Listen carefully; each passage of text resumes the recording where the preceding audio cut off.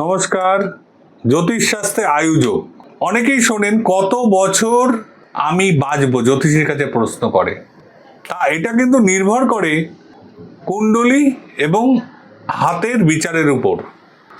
যদি লগ্নপতি কেন্দ্রে অবস্থান করে বৃহস্পতির সাথে যুক্ত হয় বা কেন্দ্রস্থানে জাতকুণ্ডলীর বৃহস্পতির অবস্থান হয় বা লগ্নে বা চন্দ্রের উপর বৃহস্পতির দৃষ্টি হয়, তাদের দীর্ঘায়ু যোগ হয়।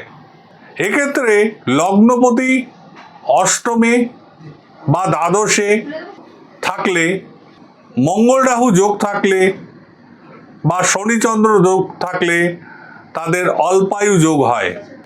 এবং লগ্নপতি যদি বৃহস্পতির সাথে দৃষ্টি হয়ে চতুর্থে, দ্বিতীয়, ষষ্ঠে বা অষ্টমে অবস্থান করে তাদের মধ্যমায়ু যোগ হয়।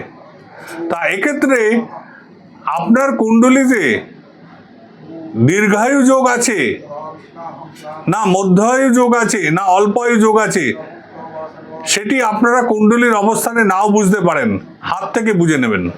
এক্ষেত্রে যদি এই হৃদয় রেখাটি যদি বৃহৎ হয় তার দীর্ঘায়ু যোগ হবে বা বৃহস্পতির ক্ষেত্রে যায়।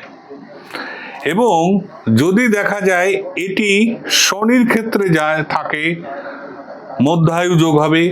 রবির ক্ষেত্রে পর্যন্ত থেকে ভাঙা হলে নিম্নায়ু যোগ হবে।